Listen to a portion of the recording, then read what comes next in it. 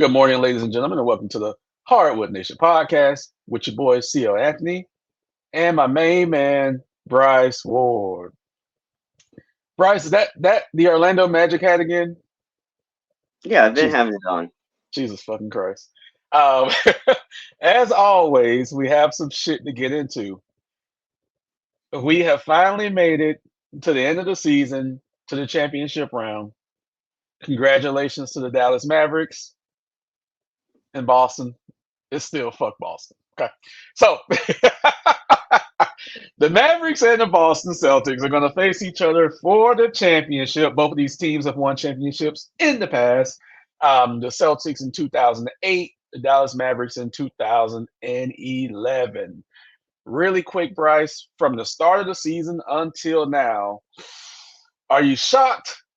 I know you're shocked a little bit, but how shocked are you that we have this matchup, which is the first time ever for an NBA Finals matchup between these two franchises? I'm incredibly excited. I could have predicted half of this matchup.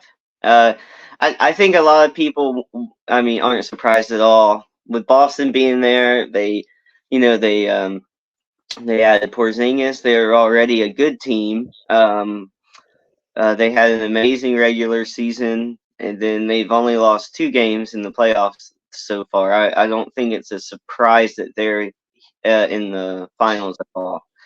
Um, the other team, though, I think really has there's something needs to be said about the progress they've made between the scrutiny of the trade last season for Kyrie to the off season to now, and where they've went and what people thought the team were going to be when they acquired Kyrie to making this finals run. And one of the surprising things to me is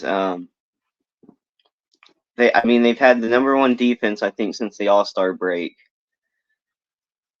And also for, as easy as Boston seems to have had the playoffs, um, I don't feel like Boston's been pushed by like a real quality team yet.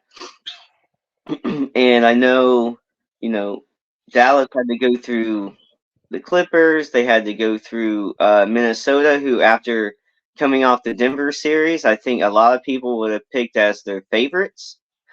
So it's just been a big surprise, a good surprise, I think. It's been fun to see this happen in the West because I don't think anybody would have predicted it. Maybe it's like an off chance, like something like this could happen. But I think a lot of people picked Denver, and when Minnesota knocked Denver off, it was a big like wake up moment kind of thing. Well, it's kind of wide open now, and I want to see a Dallas Denver series really bad. I want to see those two go at it, but we have Dallas, we have Boston, and um, I was in that camp where I didn't think it was going to work. They added the right pieces around Luka and Kyrie, and based on their history of working with other players, I didn't think that relationship was going to work. So it's been a bit of an eye opener in terms of what some of us think's going to happen, and then how these situations play out. You can't always guess it completely right. So all the kudos to Dallas, Luka, and Kyrie for putting it all together. I didn't think they would make it this far. They look incredible right now on defense, and it looks like Luka and Kyrie are just unstoppable. Um, it's been impressive on what Dallas has shown us. So kudos to those guys for proving all of us wrong and giving us a finals that I think I'm more excited about than it had it been Denver or Minnesota. Uh, it's going to be a fun finals. What do you think of it?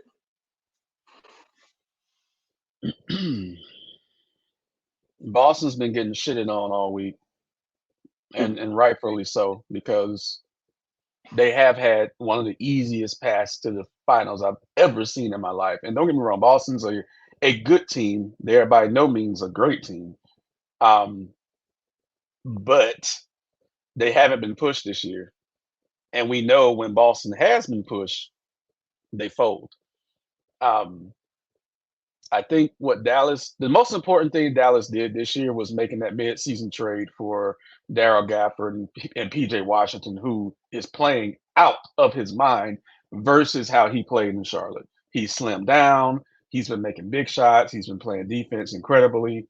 Um, he's actually now the third option to Luca and Kyrie, where it used to be Tim Hardaway Jr., but right now PJ Washington is that third option. I mean, he's playing fantastic basketball, hitting critical foul shots. Like he's doing everything right now off of those two guys. I'm just gonna say it. This is also, and I'm gonna get into Luca later, but as of right now, this is the Kyrie Irving revenge tour, and that's what it is. Let's not forget 2 years ago who the poster boy of all the bullshit in the NBA was. Let's not forget that. Let's not also forget who the poster boy was of the jab 3 years ago. So this is his revenge tour. Also, And against a former team. correct. So the storylines are going to start Monday. They're going to start tomorrow, okay? So we already know how exalted Boston is, fan base, the history, the lineage. We already know how exalted they are. So we're going to have our classic storyline, the good guys in Boston versus the bad guys in Dallas. The only thing that's really helping Dallas out is Luca because everybody loves Luca. Okay, even black folks, we claim Luca now. He's ours. So I'm very interested in seeing how they're going to cover the storylines with Kyrie playing against a former team who he said he would never leave. Um, it's just it's so many levels to this as far as storylines that they can go with. So that's what I'm interested to see. You know, Jason Tatum's already saying this is his second chance to make up for his NBA Finals disaster a few years ago. Um, I will shout out Jaylen Brown again because he's the one that saved their season against the Pacers. I will continue to say that. So it's so much going on here, but I think Boston is going to be pressured. This is also Jason Kidd's. Let me get to Jason Kidd. Brooklyn, Milwaukee, and now Dallas, and I think New York for a hot minute, and now Dallas. He has a chance to prove that he's a championship level coach after having a Hall of Fame basketball career. Um, it's a lot riding on here, and we haven't even gotten to Luca yet. But it's so much riding on this as far as from a legacy standpoint for Kyrie, for Jason Kidd, for Jason Tatum, and now for Luca, who I've been saying all year, I don't care what you do, you have to get to the finals, and he's there. So, what are your thoughts on Luka Doncic making his first NBA Finals? I think there is more riding. I think there's like equal levels of pressure for Tatum and Luca because how old is Luca? 27 to 28. Right, he's right there behind Tatum. They're Right, Tatum's close with just the a same year or two age. older. Okay, Hold on, Luca's 25. Jason mm, maybe 27 then, 26, 27, because they're very close. But go ahead. okay. So, but Tatum's been in this situation already. So I actually think a little more pressure is on Tatum because I think he has the backing of the team as well. So it's like Luca's only been in the position, I'd say, a couple of times where we believe in the team as well because, you know, uh, I don't think 1 star or 1.5 stars is enough to get you to the finals. I mean, you kind of have to have those things plus kind of a great team around you, the right role players, and so uh, the expectations for Luca have been different now. You know, now that he's gotten a little bit older and the team's gotten better, and he has Kyrie next to him, the expectations are a little different. But this is his first finals, and so like you said, you needed to see him get here. Okay. Every all the expectations for Tatum, he's been here. He has to win. Right. He has to Right. win the finals, or he's going to start catching more scrutiny. I mean, it's still people are going to love him because he's a likable guy, and he's an amazing player. He just has to go out there and prove on the biggest stage that he is the guy. Because there's this thing in Boston too, where it's like, who is the guy? It's always been Tatum technically, but you know who whoever carries them in this championship, that's who's going to get the adoration from the fans. And so if Jaylen Brown, even if Boston wins the championship, and Jaylen Brown is like no question the MVP, I even think Tatum's, you know, Jaylen Brown could win the conference finals MVP. That's fine, but Tatum, if Boston wins, needs to win the finals MVP. I think to really shut some people up that are still questioning, what he can do. Um, so I think there's a little more pressure on Tatum to bring home the championship, whereas this is Luka's first time being there. Period. Um, so it's very interesting the legacies that could be made, or it could be kicked back down the hill a little bit because of who's left. And Mhm. I wanted to ask you, besides the two big guys should go off. Um, you, you might get one stinker game from one of them, but You I will. really don't think so. I really don't think so because You they mean from all, Tatum and Brown? yeah, Tatum, Brown, Luka, Kyrie, all Okay. four of those guys have been playing great. So who do you think is going to be the difference maker on each team? Because on Boston, you have, if Porzingis comes back and plays and he's ready to go, because he's been off for a while with this injury, and I mean with it some rest too. But if he plays, but you still have Derek White, who's been amazing. Hmm. But who do you think are going to be the biggest difference makers on both teams? Boston's a little bit easier to maybe guess at, but especially Dallas, who have had different guys step up, especially defensively, because they've been loving Derek Lively over there as well. Yeah.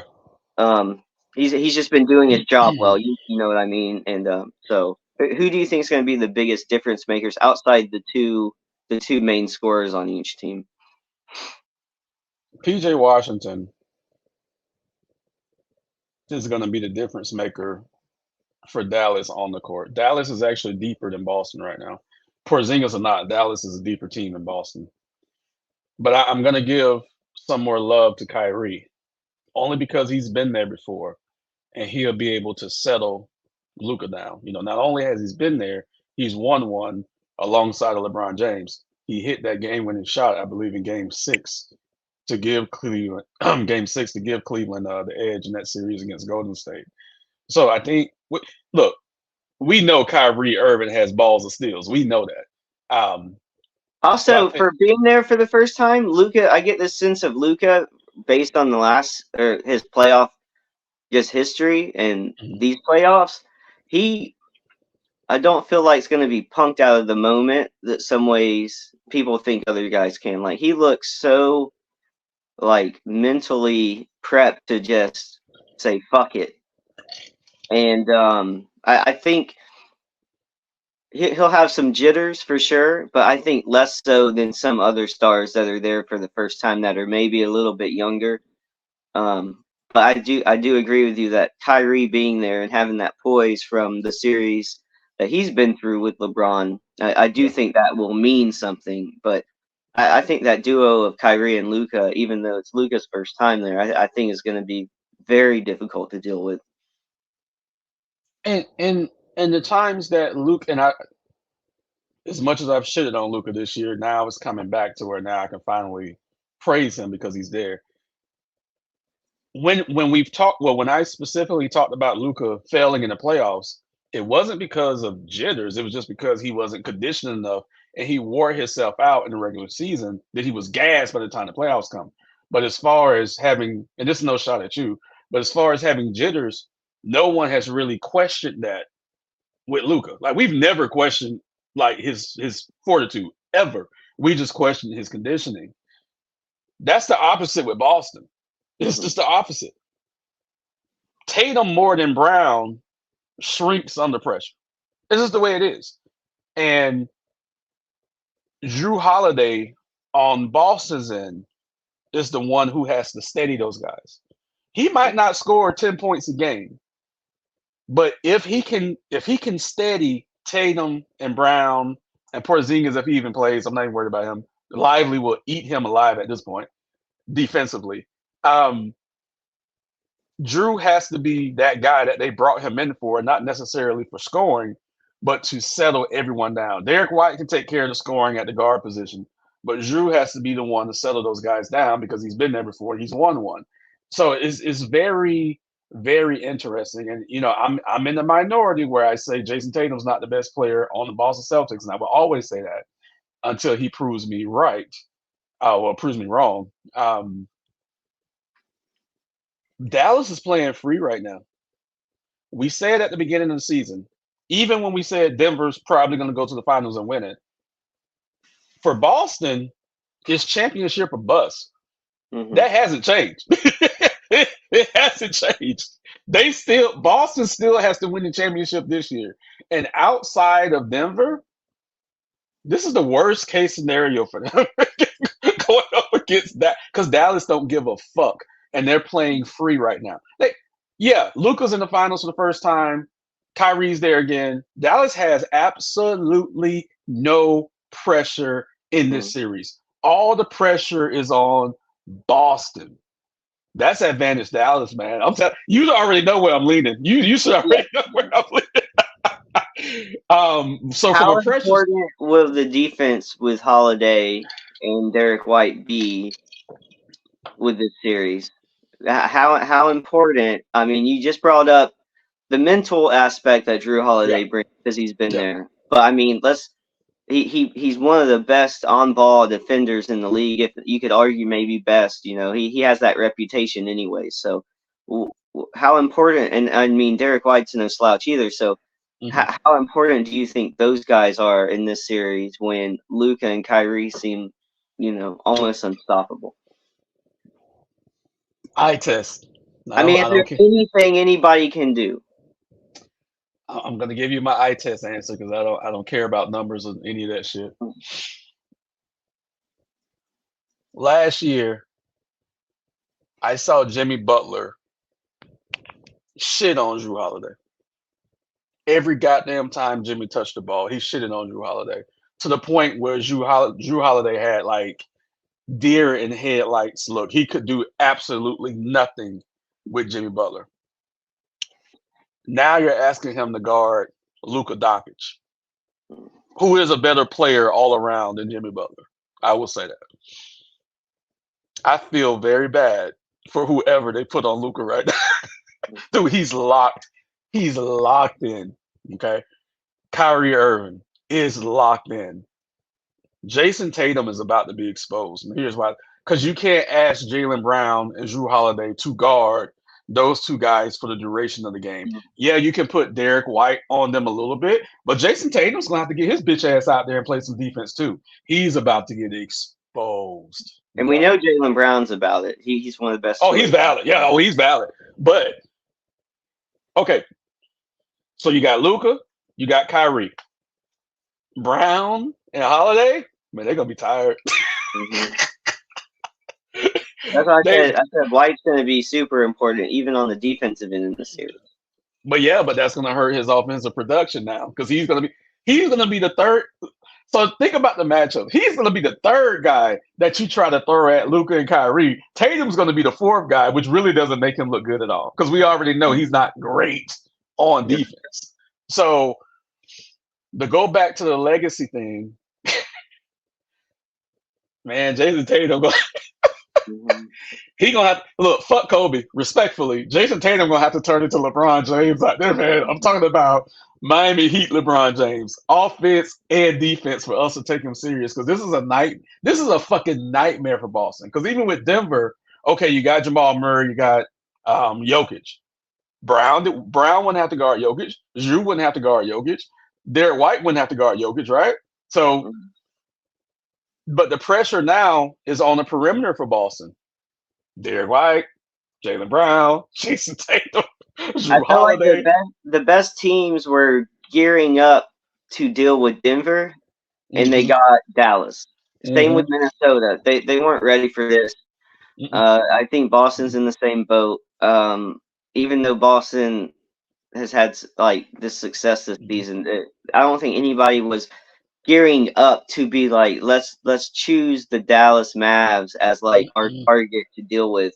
Do you think with his size and mobility and the way he plays, he can score from the three, he can score from driving? Is there anybody in the league that can eat like make yeah, so a lot of people bring up Dort from the Oklahoma series saying, he was able to at least make Luca uncomfortable. Like uh, do you think there's like anybody else in the league like that can play him that tough?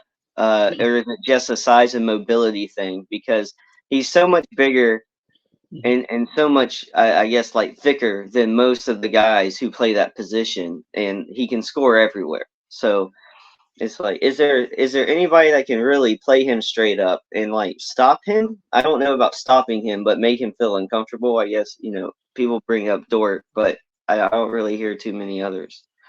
No, when he's conditioned, he's the perfect NBA player, a smaller Jokic.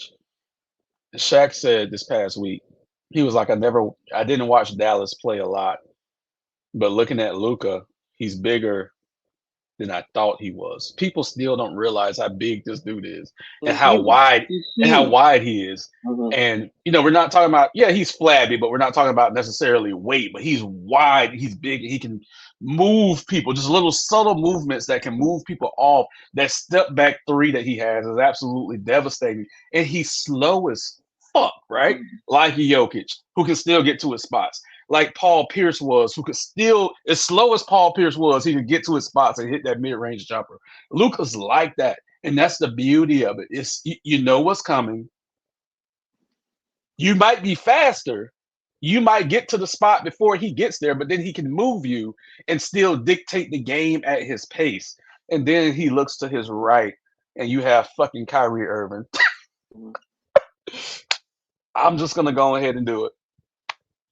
Dallas in six. I see no way that Boston can win this series. I see absolutely no path for Boston to win this. Jason Tatum would have to drop 50 a night and play stellar defense for them to. I can't see it. What do you? I got Mavs in six. Forgive me. What do you got?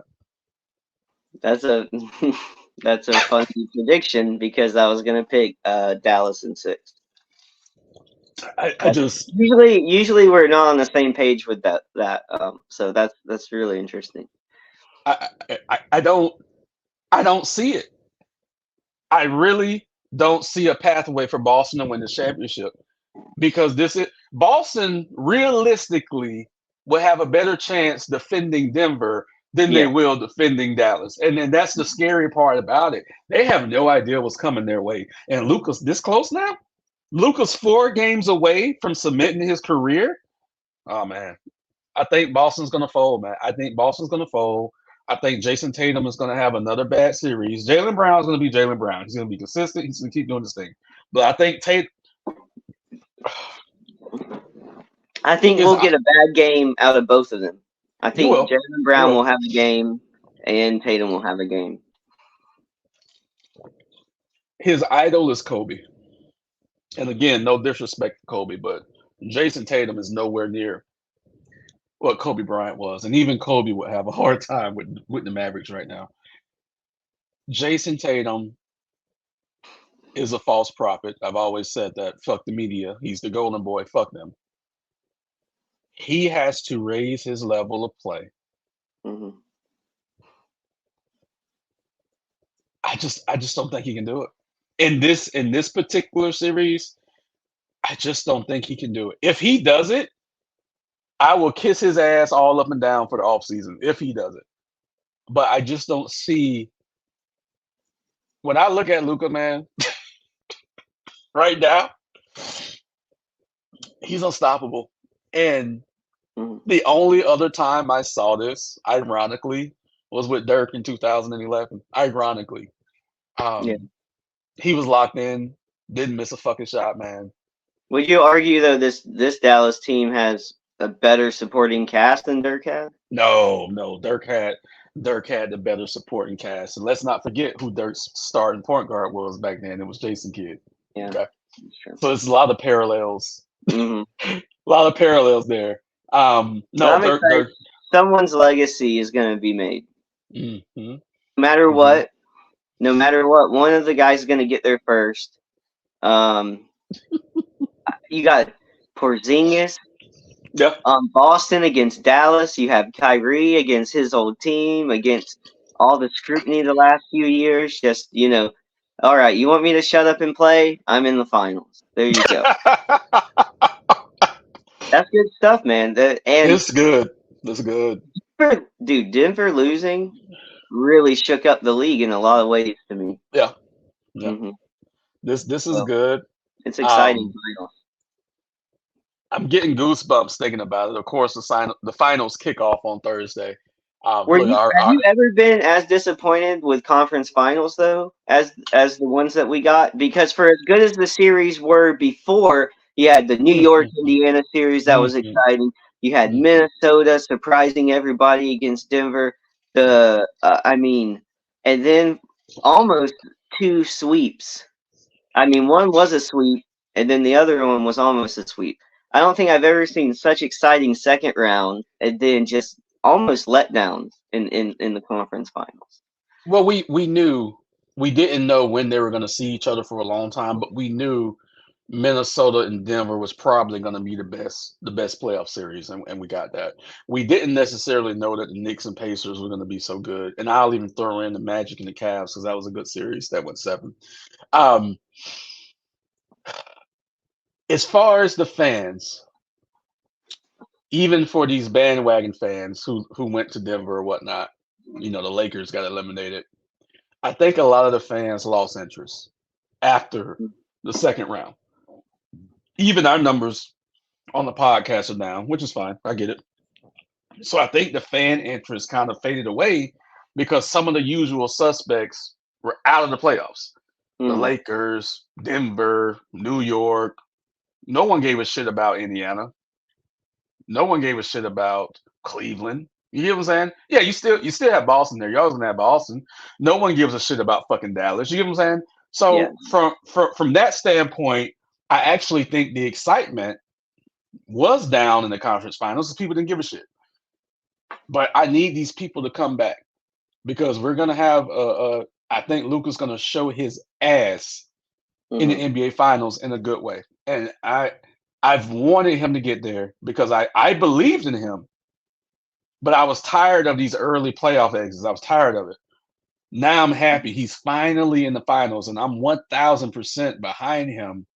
And I need him to win this championship because, like I said to start this podcast, it's always fuck Boston. It's always going to be fuck Boston. And for the first time in my life, I'm picking the Mavericks to win the championship because other two times they're playing against my team. Okay, so so the first time in my life, I'm picking the Mavericks to win the championship.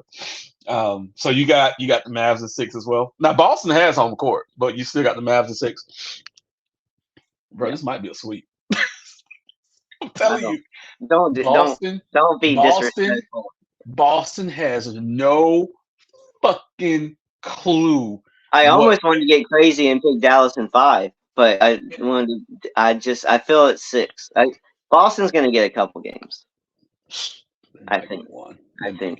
get one. They might You get said one six because too, man. You I said said six six, too. but let's not forget. Let's not forget they have an idiot on the sideline, folks. It's the Hardwood Nation podcast. We keep it real and we keep it raw. I'm sorry, it's always fuck Boston, and your coach is a fucking idiot. Let me just say that. Um, oh, it's gonna be bad.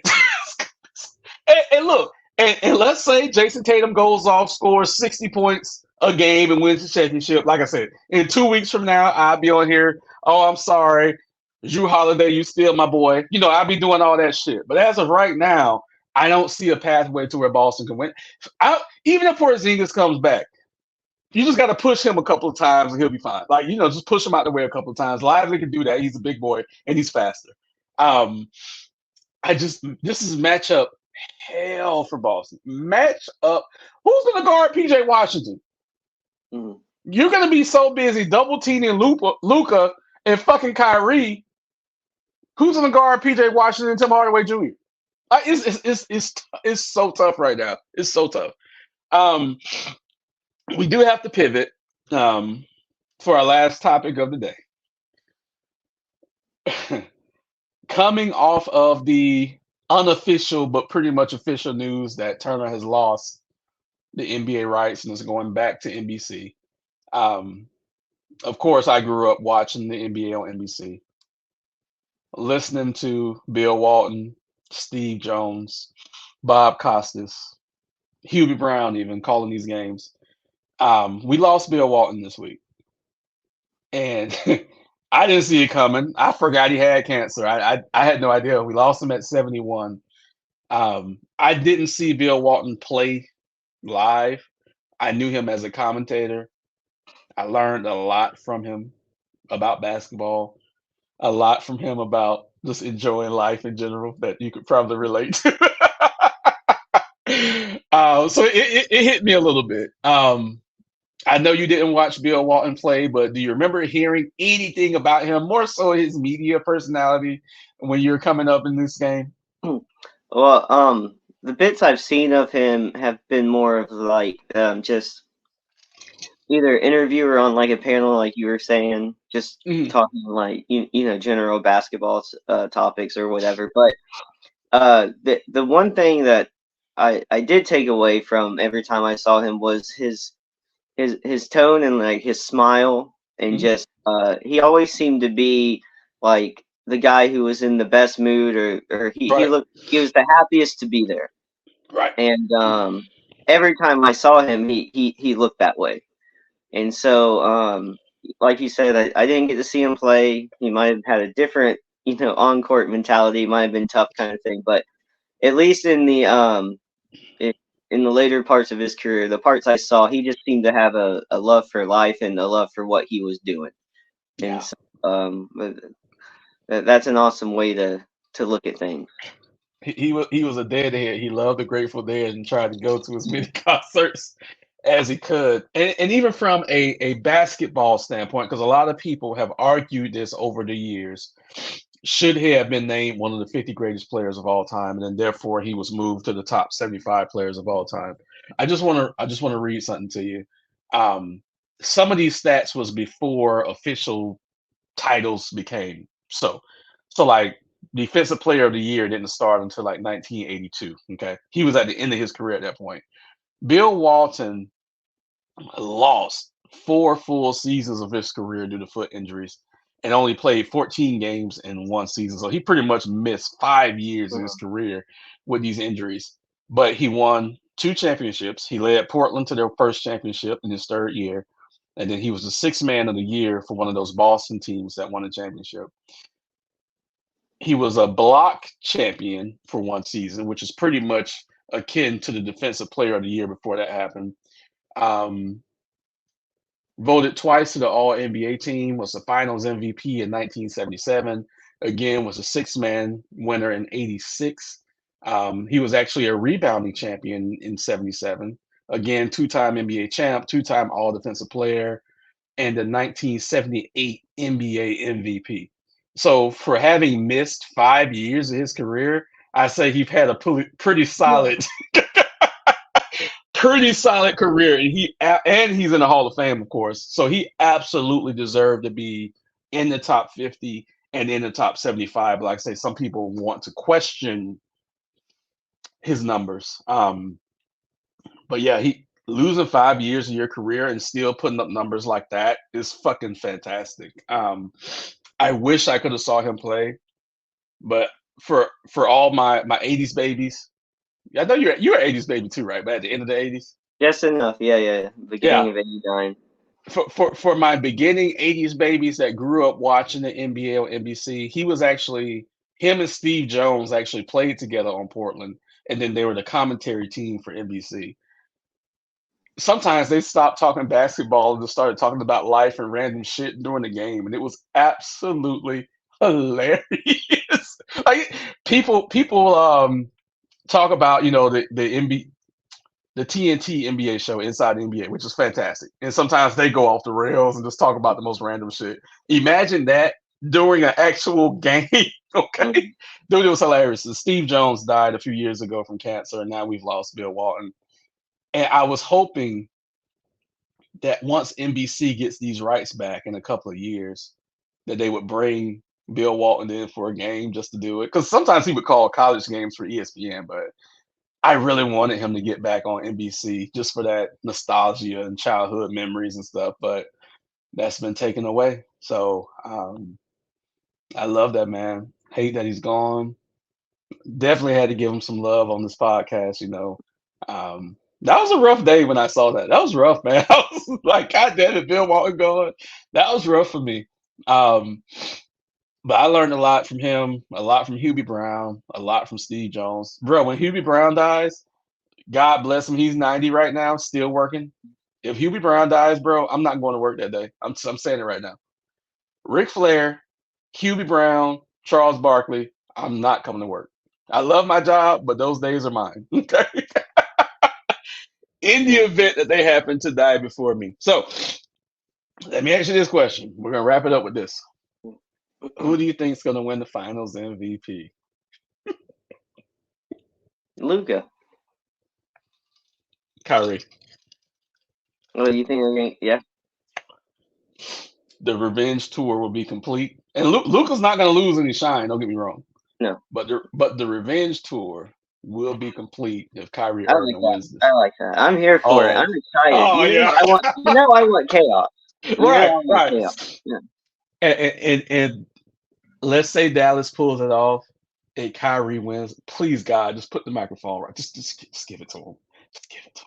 I want him to light the league on fire. Okay. I I want really to talk about Israel Palestine Palestine the moment they handed the mic. bro, they're gonna abuse him. They're gonna abuse him, bro. We need Kyrie Irving to win the MVP. He is gonna light them up. So with that said, we're gonna wrap it up for this week's NBA Finals preview episode of the Hardwood Nation podcast. Please like, subscribe, and share our content. Drop comments below. Let us know how you feel. Everyone stay safe, and we are out.